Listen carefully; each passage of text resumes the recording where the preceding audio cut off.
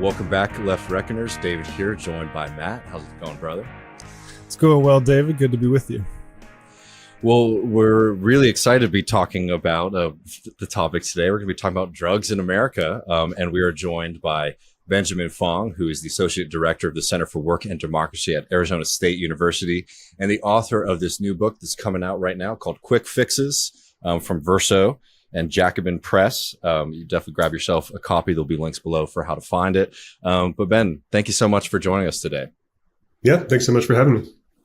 Well, I mean, this book is, I really have enjoyed reading through it, and it's a great take on drugs in America and the history, and also like the class and political dimensions of that, which I think oftentimes are understated, and also breaks away from, I don't know, some of the tropes you hear a lot from people who like want to see different drug policy in the US. Anyways, I think it's a really great, revisit of this topic. And I want to talk a little bit about the history and some drugs and stuff like that more in depth in a moment.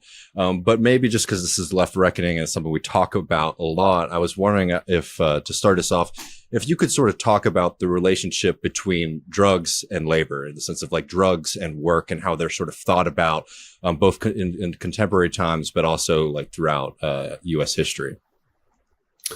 Sure. Well, the point of departure for the book is that Americans are today in the 21st century more generally consuming a world historic amount of psychoactive drugs. It's the numbers are pretty impressive. The trends are pretty impressive. And at the same time, of course, we've got this paradox where we have this great appetite for drugs while also having a tremendous number of people in prison for nonviolent drug offenses. So the United States uniquely loves drugs, and we also hate them. And it's kind of been that way for over a century. And in the book, I kind of chart the different histories of different psychoactive drugs and American sort of paradoxical love affair with and demonization of psychoactive drugs. And part of the argument, which I think we'll get into more in just a second, is that it's the unique sort of structure of American capitalism that I want to say is behind those curious facts about the United States. And today, it's kind of difficult not to see drug consumption trends as somehow matching the curious moment we're in, where everyone seems stressed out and freaked out by the present. But I want to say that it's deeper than that it's not just sort of cultural and political polarization that's driving people to sort of turn to different pharmacological crutches, but that it's something about the nature of work, about labor, when it's unchecked in a capitalist society. So around the turn of the century, so late 19th century, early 20th century, there were powerful workers' movements in Europe. And it's no coincidence that while they did have temperance movements and some countries moved to brief periods of prohibition, there was nothing like the American obsession with drugs, right? There was no 13-year sort of period of prohibition. The United States at this time also really kicked off global drug prohibition in narcotics, cocaine, and opium. And, the United States was uniquely obsessed with that. And I want to say in the alcohol chapter in the introduction of the book that's tied to the fact that there was no countervailing political force in the United States to challenge the rule of the capitalist class. And so as a result, you have, extremely stressful working conditions and urban living conditions that drove people to just consume a lot of both alcohol and psychoactive drugs more generally. And so something had to be done, right? There was this progressive obsession with profligate male drinking and different immigrant subcultures using drugs and whatnot. And so at the same time you see this explosion of drug use, you also see a desire to clamp it down. And I want to say that that's all, a result of the fact, in short, that there was no actual political countervailing force to industrial capitalism. And as a result, reformers naturally invested themselves in predominantly moral solutions to the problems of capitalism. And that took the form of, paternalistically telling people that they couldn't drink anymore. Yeah, and you make a point later in the book, the significance of stress And, just comment on that, because I think you make a lot of, there's points historically that you mentioned, but just that, like, if you wanted people not to take drugs at any point in history, like stress would be something you would alleviate. Yeah, if you didn't want people to take drugs in a harmful form, I would say, because there have been moments where drug use is regularized. It's part of everyday life, where the kinds of imperatives of capitalist society were not present. So it's not exactly that it's only when we get capitalism that we get this magnificent drug use. It's rather that in a capitalist society where work has particular features, not only its regularity, but its length, the speed up, the stress involved. I want to say in the introduction that people in those conditions use drugs more regularly and for specific instrumental purposes. So it's really uppers and downers. You're either trying to get up for the day or you're trying to relax in the brief moments of leisure time so that you can return to work, sparkling and fresh for the next day. And that's a pretty unique situation. If you think about the long span of human drug use, that's not what human beings have used drugs for in all of history. Human beings have used drugs to get new experiences, for religious and spiritual purposes, for communal fellowship. There's all sorts of ways in which drugs have been used, and the very instrumental and regularized forms of drug use in capitalist society, that's really the focus of the book. I mean, some people who've read it say that I take kind of a negative view of drug use, and it's the complete opposite. It's not drugs that are the problem. It's drug use within the constraints of capitalism that I'm looking at. And like you can see it in the sense of like, it's a little juvenile, but like it's something that we've covered a little bit on the show. It's like some of these like Manosphere, the kind of TikTok guys, like how to be a man, how to make $1 million. One of the guys, Andrew Tate, like one of his big things is how much coffee he drinks and how many cigars he smokes, and basically how that gives him the veracity and the power to basically become a killer. As the guy was, and like, it's just like an interesting way that like, I think a lot of people think about, even things like nicotine or caffeine, as like performance and enhancing drugs to sort of labor or work, for someone else, or to rule over someone else in the Tate, perspective. Yeah, I'm surprised he's not into psychedelics, actually. And I think psychedelics is like a really good example of this, how drugs that don't really fit the traditional categories of like upper or downer and have traditionally been used, to explore the reaches of human consciousness. Today, they're being microdosed in order to, for Silicon Valley tech executives to, go to their parties. And, essentially to replace the old SSRIs in psychiatry. So they're even the psychedelics have been like brutally instrumentalized today. Mm-hmm. Well, sorry, Matt. Well, yeah. I don't know if you want to depart now a little bit into specific drugs, but I do want to talk, Benjamin, about coffee. And, there's a lot to be said about like the place of it. Just one, we have Starbucks unionization across the country. Your point in the book where Howard Schultz literally acknowledges the role of Starbucks as a third place, which is like a place outside the home. And it's like, by the way, a place you have to spend money to use the bathroom. But the history of like the coffee house was something I was aware of as a college student working at a coffee shop and thinking, oh yeah, this is like what the Enlightenment was. Can you just talk about coffee as like, something people take to get up in the morning to serve a boss? Yeah, the most annoying CEOs are all amateur sociologists. Coffee's a fairly unique drug. I start the book with it. It's the second most traded commodity in the world after crude oil. It is fairly unique, I want to say. You could maybe include tea and other caffeinated products in this category, but it's fairly unique in having never been demonized by the capitalist class, right? Every other kind of psychoactive drug, they've taken aim at some point in history or another. Coffee has almost universally been seen as something that is a great benefit to life. And I think the explanation for that is pretty simple. 2 cups gives you a jolt in the morning to get through the day, no matter what comes at you. And, you know, despite the recurring, social media stories you'll see about the detrimental effects of coffee or whatnot, it's a fairly harmless drug, right? You can take it and it does sort of like mess with you a little bit, but you can take it with no serious health consequences. And so in that sense, it's really kind of a dream drug. And, there have been various experiments to replace coffee with other things. Certainly the military has invested a lot in developing different kinds of stimulants that will keep people awake and sort of jolt them to action at the right moments. But coffee still sort of, uniquely stands on its own, because it's just very efficient at what it does.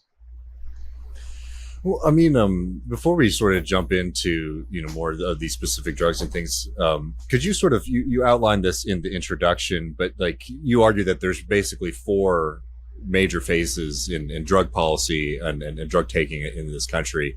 The temperance movement in like the late 19th century, the Fordist Keynesian epoch, the neoliberal reorganization, and today. I mean, could you sort of outline those for our audience, sort of how these ways of thinking about drugs, taking them, and policy around them have sort of developed in American history? Yeah, sure. So I sort of see these 4 phases as cycling in and out of demonization and normalization. So at the end of the 19th century, you get the takeoff of national temperance movements. That's also the time, as I said before, when global drug prohibition really sort of kicks off. And the United States really uniquely pulls it off. I mean, Americans have always deeply loved alcohol, and it should be a really striking fact that for 13 years you could not drink it in this country. Yeah. It testifies to a certain kind of moral enthusiasm. And then, when Prohibition broke, 1933, we got the New Deal. The New Deal actually delivered on many of the promises that temperance reformers had made. They had thought that they were going to wipe out all the social ills of capitalism. Of course, you can't do that through strictly moral means. And so the political project of the New Deal actually delivered on a lot of that stuff. And the new consumer society that followed was pretty hostile to the kind of moral paternalism that temperance reformers took up. And so we weren't going to go back to that. In the absence of that project, you got the normalization of all sorts of drugs, not just coffee and cigarettes, both of which sort of reached their highs in the post-war period. I think both sort of peaked in the United States in terms of consumption in the 50s. But you also got the normalization of amphetamines, barbiturates, benzodiazepines, a whole range of drugs that were basically like adult candy, like they were freely available in the post-war period. Sometimes you needed a prescription for them, but sometimes not. I mean, one fact I offer in the amphetamines chapter is that you could buy methamphetamine inhalers over the counter until 1965. And inhalers aren't what they aren't today what they used to be. So the old inhaler, I have some pictures of them in the book as well. The old inhalers, it was just a cotton filler that they'd soak in a drug and they'd put in a little tube, right? And when you wanted like a dose of the drug, you'd pop the cap off, you'd take a sniff, you'd put the cap back on. Unsurprisingly, it didn't take some industrious teenagers very long to figure out that you could take out the cotton filler and, swallow it or soak it in a beverage and get like a much stronger high. And these were all, medically pure drugs by today's standards. Just a wide range of drugs that were really easily available. And in the book, I want to say that, one of the reasons for this is that while the period was affluent, breaking the back of left-wing politics and trade unionism in America meant that there was no real control asserted at work, right? So you got to buy a house and a car and have a family, but you weren't necessarily able to exercise control over your workplace. You're sort of inserted into a more impersonal bureaucracy. And as a result, things are pretty good. You don't have that much control. So what do? You want kinds of drugs that help you adapt to your circumstances. Things seem materially very good, even though you're lacking that kind of control. And so the wide range of drugs that were available in the Fordist period, I want to say, were primarily for adapting to the circumstances. And, you get that sense from the pharmaceutical advertising of the time that everyone was like, hey, this society's pretty good, right? It's pretty good. We don't want to go back to the Depression, certainly.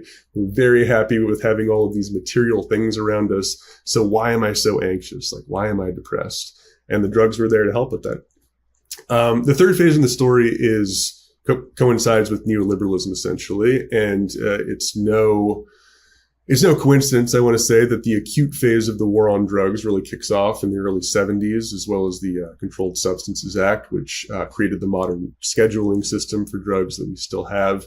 And that was a period where all of the things that had been allowed to happen in the post-war period, that's when the crackdown sort of happened on those. So that means illegal drugs. So LSD and marijuana were the sort of leading drugs of the counterculture. And so obviously Nixon and company wanted to crack down on those. But it also meant crackdown on illicit drugs as well. So amphetamines, barbiturates, benzodiazepines, these were all scheduled, and licit drug consumption actually goes down considerably with the start of the war on drugs. So you look at benzodiazepine, amphetamine consumption, all that goes down. And so the post-war party goes away. But with one very important exception, cocaine sort of fills the void very quickly. And cocaine was around in the late 19th century, early 20th century. But it had more or less disappeared from the United States for like 30 or 40 years, right? There was a early 20th century cocaine scare, and it just kind of went away. There were laws around sort of cocaine consumption and distribution, and so that was one of the reasons, but it just wasn't part of the culture. And so when it started pouring in from Colombia, Americans were pretty unfamiliar with cocaine, and they just started using it a lot, in part because all these other drugs were now unavailable. And cocaine is kind of the drug of the neoliberal period. It's an ephemeral jolt of confidence. It sort of makes sense, even if it didn't start neoliberalism. It rhymes with it very well. And it was, very accepted in the 60s and 70s. And then, of course, in the 80s, you get the crack scare. I think most of your listeners are probably familiar with the fact that crack is basically cocaine. That it's just baking soda added to powdered cocaine to make it into rock cocaine. The differences between them pharmacologically are almost nil, but very different cultural associations surrounded the two. And it was in response to the crack scare in the 80s that we got a lot of punitive drug legislation, the 1986 Anti-Drug Abuse Act, the 1988 version, the sort of first Bush's war on drugs. And so that was a period of demonization. And then to close out, I want to say we're in a fourth period where, again, things are being normalized. We are seeing a legalization movement in psychedelics. I think that a lot of drugs that not that long ago people were pretty scared of are now entering the realm of normalization. And it's also the period when neoliberalism is falling apart, and we're kind of wondering what next. I try not to make predictions in the book because we don't know where this thing's headed. The one thing I will say, though, is that it does seem like the psychedelics market is going to blow up pretty soon. We're on the way to legalization of MDMA, psilocybin, LSD. And when that happens, I don't doubt that the profession of psychiatry will be rejuvenated in various ways, but not always ways that are in the interest of mental health. I can't wait to be tripping on some Peter Thiel branded LSD. I think that's synthetic psilocybin.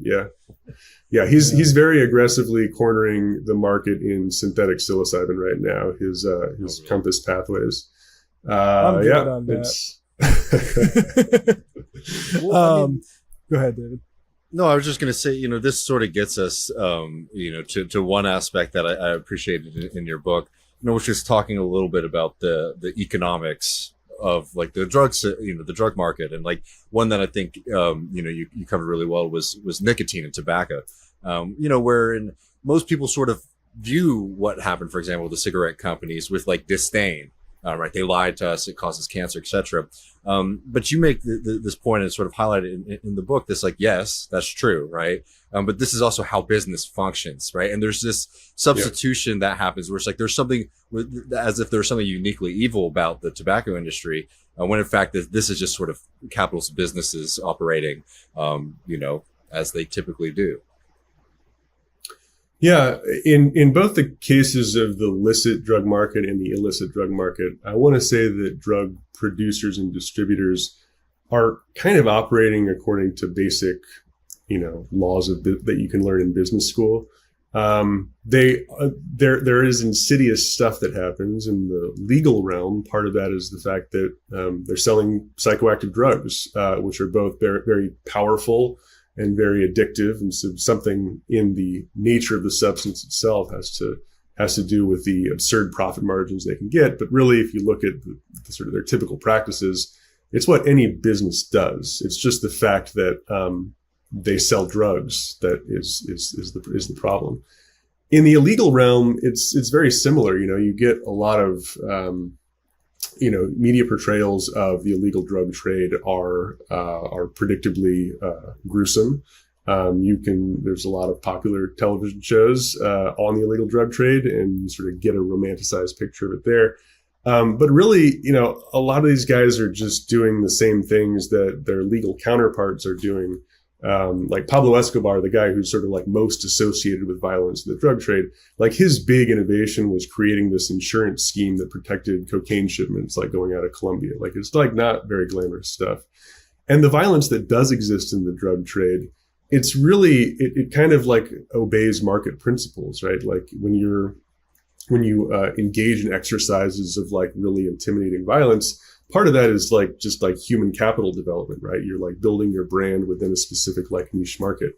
So in all these ways, I want to say the drug trade, it's not that different from, how capitalism operates more generally, but we do like to think of it as some special case. And in fact, it's like I would say it's like a helpful projection, helpful way in which we can project our anxieties about the functioning of normal society onto this thing that we think of as wholly other from what we're involved in. Yeah, you make the point on that about crack too, and like as the post-civil rights failures of neoliberalism become clear as like, communities that don't have opportunities, don't like have been completely underinvested in. Like, it's not a surprise that something like this would take hold so deeply there, and like, we don't, instead of like addressing that, it's sort of like, ooh, what's in this special compound, or what's in the people themselves. Yeah, absolutely. I mean, there have been reporters that that went into sort of like crack neighborhoods in the 80s and 90s, and were like, look, like, it's not the drug that people are saying it is, right? This whole body orgasm thing, it's pretty good, but like, let's not exaggerate. And they were also like, if you've only got bad things on the horizon, like crack can make a kind of like sixth sense to you, right? That it does offer a kind of like comfort in degraded conditions. But more generally, what I want to say is that crack really filled the void, the economic void in a lot of these neighborhoods. So it wasn't just that certain urban areas became centers of crack use. They really became centers of crack economies. And there was filling in where there should have been a jobs program, essentially, right? Like where that stuff is lacking, it sort of made sense to be involved in the drug trade. There's this famous advertisement from McDonald's I think it was in the 90s, like featuring this young boy named Calvin, like he's walking through his neighborhood, like he's sort of like avoiding his friends, and the whole time there are these voiceovers like, oh, Calvin's really cleaned himself up, right? Like he's on a good path now. And at the end of the commercial, they show him like put on a McDonald's hat and like sort of smile and say, hey, welcome to McDonald's. McDonald's at the time was paying $3 an hour. Right. Like, it's no surprise that was not the kind of glowing option that McDonald's portrayed it as, and that a lot of young people got involved in the drug trade. It's filling in where legitimate economic activity should be.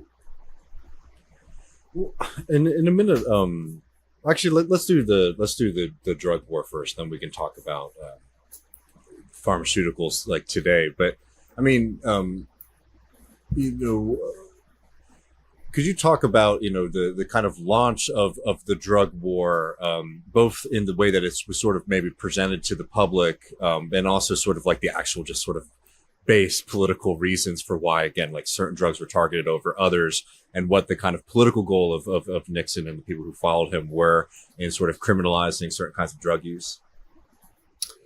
Yeah, there's a famous quote from, I think it's John Ehrlichman, one of Nixon's deputies, where he basically says, look, we wanted to, our political enemies were the New Left and Black people. And so what did we want to do? We wanted to marginalize them. You can't make it illegal to be a leftist or to be Black. And so what can you do instead? You can target different kinds of behaviors that you associate with those groups and then demonize them that way. It's a remarkably bold statement in one sense, but I think it's kind of telling us what we already know, which is that when people vilify drugs, they're not really vilifying the drugs themselves. They're vilifying the things that they associate with those drugs and the people they associate with those drugs. And at the onset of the war on drugs, there were a lot of different concerns, actually, right? It wasn't just targeting one group of people. This was when Vietnam vets were coming back to the States, a lot of whom were using opium and heroin. And there were legitimate fears that, all these servicemen were going to return and bring a whole drug scourge with them. And so there was that. There was, a lot of articles about the pharmaceutical industry at the time and the egregious profits they were making, but also their sort of like lax regulatory structures. There was real fear around amphetamines and benzodiazepine use, right? So long as housewives could take it in the early 50s and stay peppy and thin, it was fine. But by the 60s, there were real fears that people were misusing these drugs. So there were a lot of different things that the initial phases of the war on drugs wanted to control.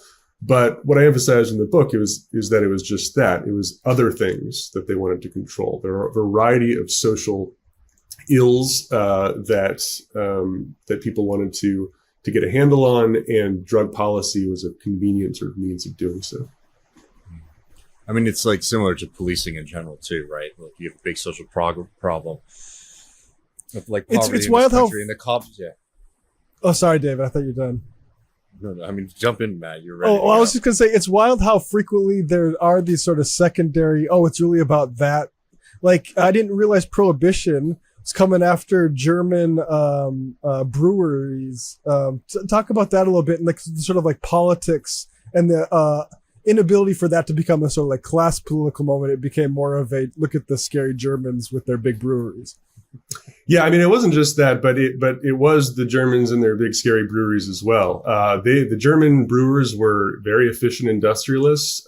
They took advantage of rail to increase their distribution. They vertically integrated their operations with saloons. So the kind of like brew pub that's common today, where you actually get stuff brewed in the place where you drink it. That was also kind of invention of the time. And a lot of the big names are still with us, like Miller, Schlitz, Busch, like all these big breweries started in the late 19th century. And so, at the onset of the war, it was pretty hard for them to maintain their lobbying power, right? It was pretty easy for temperance forces to vilify them. But there were a lot of other things that like happened at the time as well. I mean, the American Medical Association decided in the 1910s that alcohol no longer had legitimate medical use. This is something that's often forgotten. The doctors in the late 19th century, they often turned to alcohol. It's a regular feature in the history of drugs. They make you feel better. And so the overlap there with medical uses is kind of unsurprising. But in the 1910s, the AMA decided that it was no longer an acceptable medical substance. The 16th Amendment allowed the state to collect taxes in a way that it had been previously like dependent upon taxes on alcohol. So a lot of things sort of like happened at that particular moment that allowed prohibition to sort of go through. And there are a lot of contingent factors there, but still I want to say, like why did temperance and prohibition have the kind of moral force in the United States and fairly uniquely? Well, it's difficult to like look at that, in the face of the fact that Americans have traditionally loved alcohol. It's hard to look at that and not see something about the social conditions in the United States at the time. Yeah, I mean, talking about that, I mean, one thing that I think is sort of interesting, I'm curious to hear your thoughts on, is like we have seen this pretty dramatic shift in like the way that marijuana is portrayed, thought about, and obviously with like legalization for both medical and recreational use. I mean, how do you sort of square that in the sense of like, both on like the political side and the business side, right? Like there's less need right now to go after hippies, right, for smoking marijuana. Is that the major shift, or is the demographics that have been smoking changing? I'm curious to hear, your sort of thoughts on why that has opened up so much in recent years. Yeah, I mean, I think that the imperatives of the war on drugs since the 70s are sort of no longer in place, insofar as the coordinates of neoliberalism are sort of breaking down, right? Mm-hmm. Sort of traditional ideological justifications, they're no longer there, and so there's less of a need to sort of like police people's behaviors and people in the same kind of way. That being said, it's this very odd moment where there are these legalization movements and things are being normalized in a certain sense, but we still have just an abominable number of people in prison for non-violent drug offenses. And so it shouldn't be overstated, right? That like the contradiction is palpable and that it works for certain political interests, right? That they don't have any interest in resolving it. And so there's a lot of talk about marijuana legalization, and the Democrats, it seems like an obvious issue that they should just capitalize on. And it's one of those things that could be done through executive order. In other words, it doesn't need to go through Congress. Like at any point, Joe Biden could sit down and sign one document and marijuana would be legal federally. It's that simple. But they don't do it because the contradiction works for them, right? Like they're happy to sort of signal in the right direction. But if they actually legalize marijuana, if they actually followed through on the consequences of that and let people out of prison for nonviolent drug offenses who are there, the political backlash from the Republicans is just not worth it in their calculations. And so, they're happy with that contradiction, that to let it be legal in most states, but illegal federally, and a massive mess in terms of mass incarceration. And I was just saying, cynically, politically too, it's like a really great carrot to have in states that are controlled by Republicans, right? It's like, it's a good reason to maybe get interest here in Texas to back, the Democratic Party, because maybe they can get, citywide level decriminalization or something like that. It's also interesting. I heard this from a friend who works on the ledge, and so I, take it with a grain of salt. But one of the reasons that they were citing as to why marijuana, like decriminalization or legalization of Texas, is probably far ways away here, is because it makes so much money in West Texas, where a lot of people drive through, for very underfunded county and sheriffs, because like they can find people, get some money for it. They don't get much money from the state. It's a big money maker for them. And just the way that the political map is here, they're a very powerful lobby. Despite how popular it might be with like the general population, even the people living in that part of the state, right? There still are a lot of like perverse incentives for prohibition. Yeah, can you talk about the international, sorry, you can respond to that, but also the international role? Because I've wondered, like, are we doing this because there's allies that are really into fighting the drug war still? And, we've also exported that to some extent, or just not to overegg the question too much. But. Yeah, I mean, just briefly on the previous point, I mean, another thing I wanted to say was that we're at a moment where there is a dearth of private investment in a lot of sort of like needed things. And a lot of the sources of profitability are sort of privatizing public assets, public businesses. And you can sort of see what's happening with drugs as an extension of that, right? You're bringing something that had previously been out of the realm of profit making into it to allow people to like have some source of profitability. In the same way that you can sort of see that happening with the privatization of state function. And so there's a certain sick economic sense to what's going on as well. It's just sort of, like very, very basic economic processes at work. On the international scene, so the United States really did lead the effort in global drug prohibition.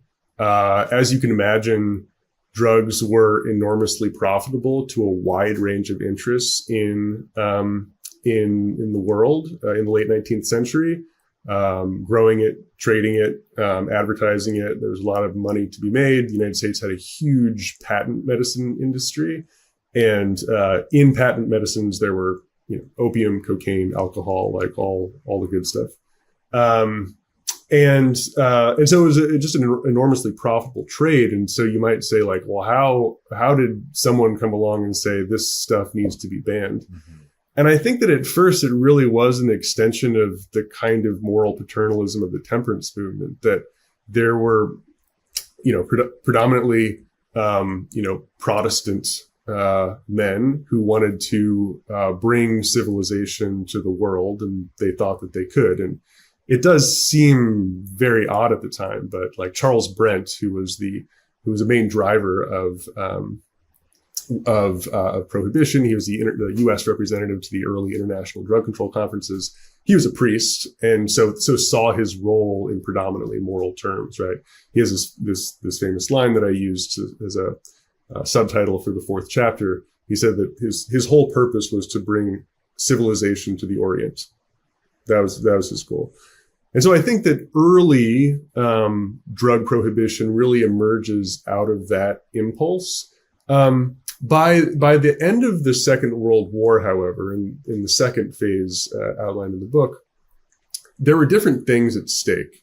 And I think that the war really proved to the United States that control over international drug flows was very important. And in its quest to become the global hegemon, controlling those flows was of central importance. And so Harry Anslinger, who returns again and again in the book, he was the chief of the Federal Bureau of Narcotics from 1930 to 1962. He made it his priority to make sure that any drug flows around the world, both illegal and legal, were controlled by the Americans. So it was very much a sort of state building exercise. Like why does the United States have this uniquely profitable pharmaceutical industry? Well, it's because we took control of all the drug trades around the world in the post-war period.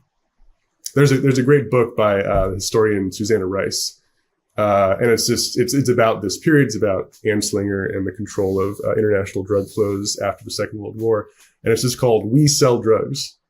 It's a very good title. That's great. There's a couple more things I was hoping to get to if we're okay on time. One, I mean, just while we're sort of like on the drug war and like the carceral state, first thing I wanted to sort of ask you was if you could sort of help people wrap their heads around like drug addiction, right? Because, that is an issue that I've known many people who I love dearly, really suffer through and even pass away from. Could you sort of frame, like the social issue of addiction, like historically and within capitalism? Because as we said at the opening, like a lot of these drugs have been used throughout history. I mean, what like kind of social policies and lack of social policies might lead to addiction? How should we sort of think about drugs maybe in a society where we had a little bit more leeway in designing social policy in the U.S.? Yeah, I mean, the last part of that question gets into more complicated territory than just addiction, because one unfortunate facet of drug discourse is that the addiction and drug registers tend to get confused, right? And so drug discourse tends to be about addiction discourse. When I think most people know, if you ask, I think most people about their drug experiences, you're going to get predominantly positive stories, right? On the whole. That's not to say that like drugs aren't a real problem for a lot of people. It's just to say that we shouldn't confuse those two registers. And when it comes to creating drug policy, it shouldn't just be addiction policy. On the question about addiction, so I think that one thing that has been very clear in the history of trying to treat addiction is that you can't intimidate addicts out of their addiction. It just doesn't work. And so the project of prohibition has been just enormously regressive in that sense and many other senses. But on that particular point, even Richard Nixon, Nixon was the first person to legalize opiate consumption in America in the form of methadone clinics. And even he saw that it was going to be impossible to use the typical rhetoric and just sort of beef up on policing to get addicts to just stop using. It just doesn't work that way. What has worked is a combination of sort of more controversial things. A lot of it is just sort of meeting basic material needs, right? Housing, healthcare, et cetera. But part of what's really helped traditionally is different maintenance medications. So there's been a curious attachment to methadone in particular as a maintenance medication for opiate addicts in particular. And I think that part of that is because methadone doesn't get you high in the exact kind of ways that heroin or morphine does. And so, even drug puritans can sort of see some use in it. At least they're not getting high is the logic. But there are a lot of places where, morphine, heroin are distributed as maintenance medications. In Canada, for instance, there are these opiate vending machines. They're not vending machines. They are vending machines, but you have to get a certain ID and you have to be registered, and they monitor your use and whatnot. But it's basically allows people to go, dial up the amount of morphine that they want, get it in, medically pure form, like they're able to take it like with the safe route of administration, and all of the perverse things that happen as a result of drug prohibition, right? Like dirty needles, et cetera, all that stuff goes away. But what they've also found is that people tend to level off over time. Like not everyone's going to quit right away, but at first people get access to opiates and they go, they have more than usual, let's say. But then they even off, right? The whole point is not that they're going to naturally overdose when given access to these drugs. Is that they're going to find some point where they can take it, they can go to work, right? They don't have to worry about like getting it after work. They don't have to worry about the different things they might have to do to acquire the drug. And so as a result, they can just sort of resume their normal lives. And opiates in particular are drugs that you can take over long periods of time without severe medical issues following it from it. William Burroughs miraculously lived to his 80s or something, and he took heroin his entire life. Other drugs, not so much. Methamphetamine is not something that should be used long term. It does have disastrous consequences.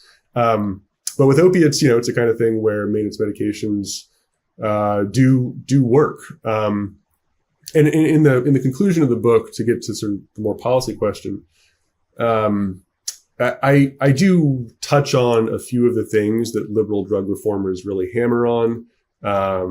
Affordable drug treatment services, affordable and good drug treatment services. There are a lot of sketchy services out there. Different police reforms, legalizing marijuana. There's a lot of very obvious stuff that the left could pursue, provided that these reforms maintain some degree of majoritarian support.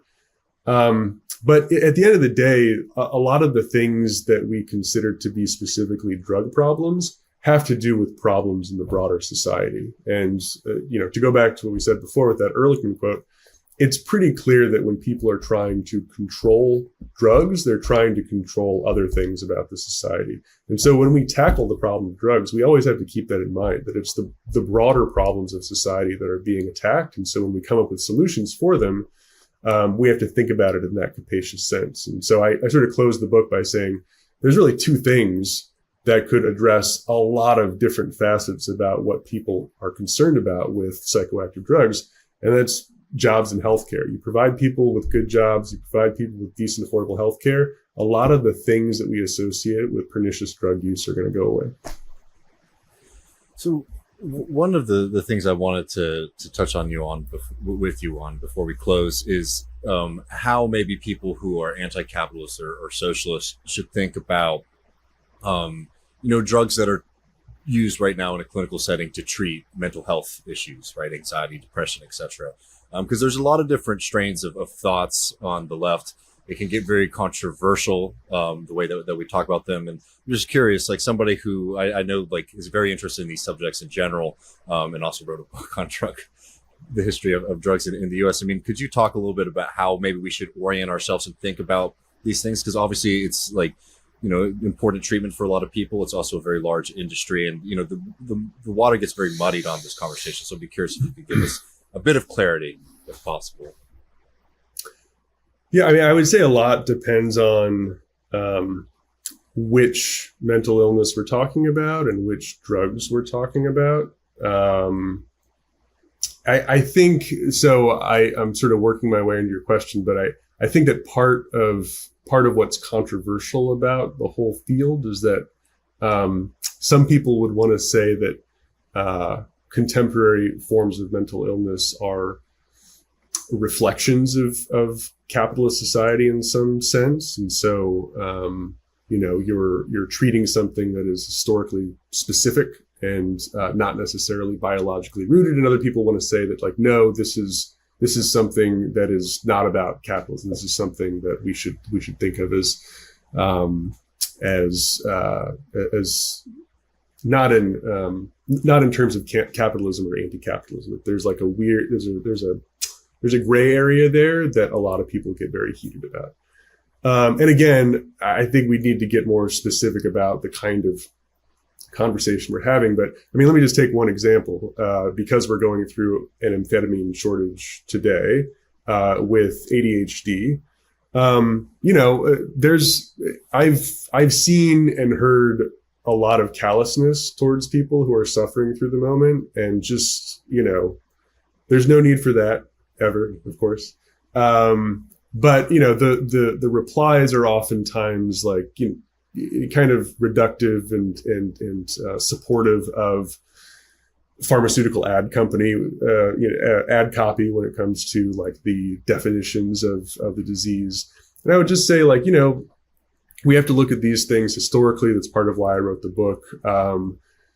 The category of ADHD has not always existed in its current form. Amphetamine use has not always existed in its current form. There's a long history to these things, and we can see these categories as absolutely real and absolutely things that people suffer from, while also injecting some historical consciousness as to like how these things came to be and how we came to treat them in this particular way. So I understand that that's not very helpful in terms of the sort of like broader question, but it's a difficult one, I mean, I would say in general, people's experience should not be dismissed. There's no reason for that. At the same time, it can't be the only thing guiding policy and positions, that there are broader historical factors at work in both drug use and mental illness, and shutting out that conversation doesn't help either. Yeah, I mean, it's difficult, I think, to disentangle, these things. But for example, when you see like the Department of Education tweeting out, suicide hotlines when this Supreme Court decision came out too, it's like recognizing that, being able to recognize that it's like there's a lot of bad actors out there too, right? Both like there are pharmaceutical industries that sort of want certain results. There's also people who I think are just very quick and willing to sort of dismiss people's individual experiences and cases, because they want to sort of uphold a grand theory of everything as well. Right. No grand theories. That should be the conclusion. We don't need grand theories anymore. We've done it. We don't need it anymore. Yeah.